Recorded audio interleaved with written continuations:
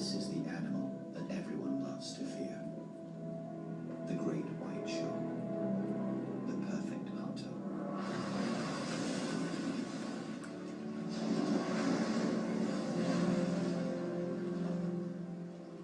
And to many, the perfect villain.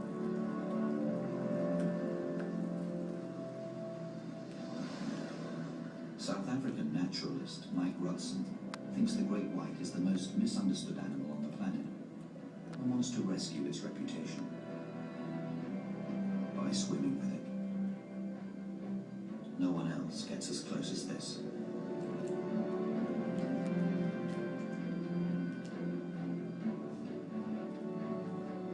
Through these encounters, Mike is discovering something new. An animal that inspires admiration and respect.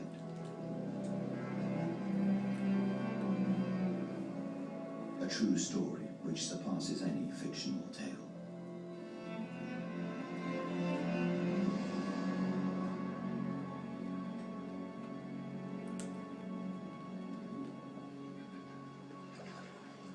The great white shark is now as famous a feature of South Africa as the Cape Peninsula around which it lives. The waters here are freezing cold, but that doesn't stop the great white, which can keep its body warm from the water, making it one of the most successful predators on the planet.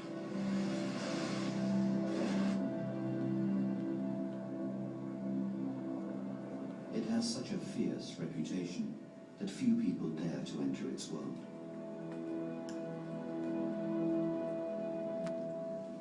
But one man remains unfazed by the great white. He's not a scientist, just a local guy who began his career as a fisherman. Mike Rutson's made his life on the sea. Every day he searches out and encounters white sharks. But unlike other experts, he has a unique way of getting to know them.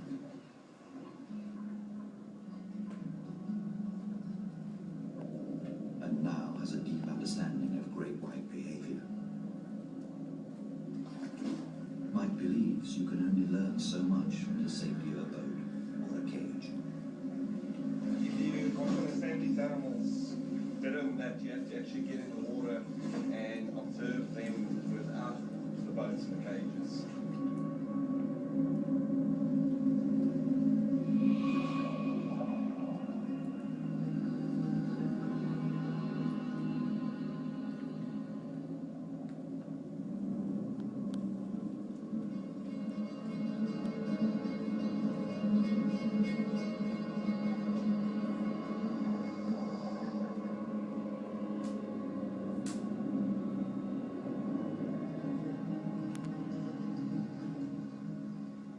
This is not reckless.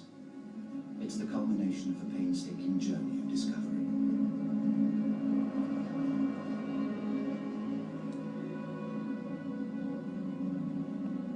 It began in 1990 with Mike's first accidental encounter with a white shark. The first time I've ever seen a white shark underneath the water, I was looking into a crevice and suddenly somebody put the lights off. This big shark came over me and she just turned around and went on away. Back then, Mike knew absolutely nothing about sharks. He assumed they would attack on sight.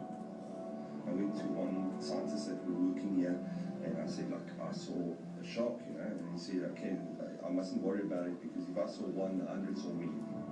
This was a revelation for Mike. Just because he was in the water with sharks didn't mean he was a target. This realization would change the course of his life.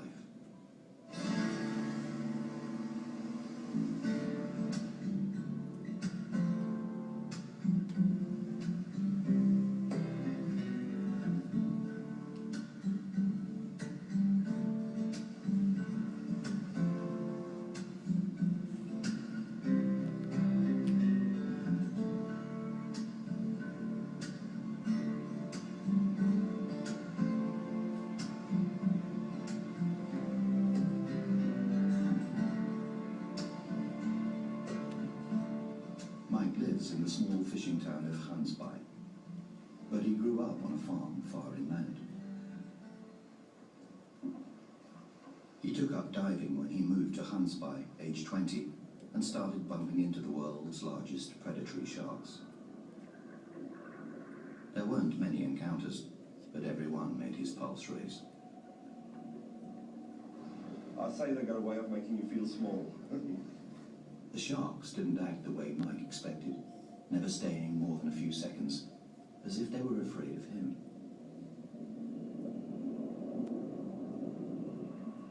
And that made Mike curious about them.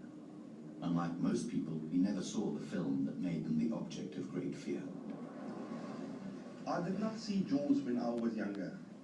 It was very nice to actually get in the water, not having this unfounded fear, and then just slowly learning about the animals. At first, Mike didn't even know that these sharks were in fact great whites.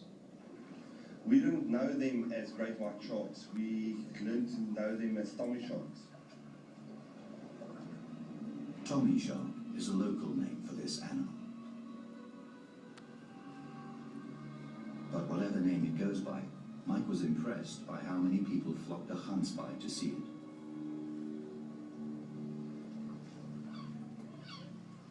In 1994, just when tourists began flooding into the new South Africa, Mike got a lucky break, a job as skipper on a shark-caged diving boat.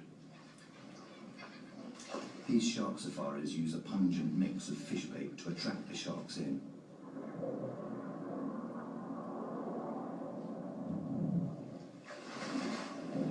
The great white has the most highly developed sense of smell of any shark and is quick to follow the odor trail back to the boat. This was a dream job for a man who loved the sea. And now, spending several hours a day with sharks, Mike fell in love with them. He also discovered their true identity. The first day I went out shark cage diving, I found out that great white sharks are Tommy sharks, because I had 4 Tommy sharks in the back of the boat, and I was playing with them because I'm waiting for a great white shark, and it's quite distinct, you know, it's got to be great and it's got to be white. Next moment, the business owner came around and shouted, white shark, white shark, white shark, and I went, where? And of course then I made the realization that white sharks are Tommy sharks. There's a grim story about how the Tommy shark got its name. It happened here at Gansbaai. The location, a needle-like outcrop of land called Danger Point. This was a notorious place for shipwrecks, and mariners took care to sail far around it. However, there was one feature, nearly a mile offshore, that remained uncharted. A hidden reef, 6 feet below the surface. It's now called the Birkenhead Rock. It is only detectable if an ocean swell moves across it, causing a distinctive curling wave to mark its presence. Over there, where that wave is breaking, that is the site of a most famous shipwreck. In February 1852, a British troop ship, the Birkenhead, sailed around this point. It was 2 a.m., a calm, still night, and a calm, still sea covering the hidden reef. On board the ship, over 600 people, most of them soldiers, Tommies, on their way to battle. The ship ran straight onto the submerged reef. The Birkenhead had only 3 lifeboats, so when the captain made the call to abandon ship, the soldier's commander ordered his men to stand fast on deck and give the 20 women and children the lifeboats. The Tommies knew he was asking them to sacrifice themselves. Every one of them obeyed his order.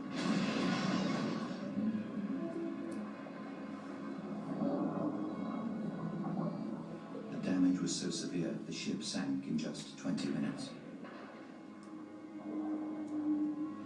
This was where the tradition of women and children first began, and would forever after be known as the Birkenhead Trip.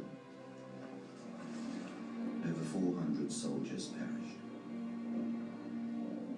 The survivors reported that many were taken by sharks. The sea was covered with struggling forms, while the cries and the piercing shrieks and the shoutings were awful.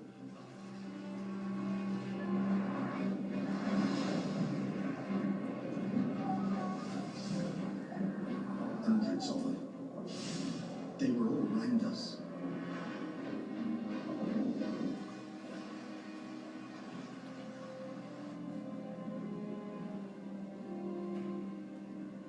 Many lost their lives. The waters were tinged with blood. And so the soldier-eating shark got its name, the Tommy shark, and a local legend was born. It's not certain exactly how many soldiers were killed by sharks, but when Mike checked the record,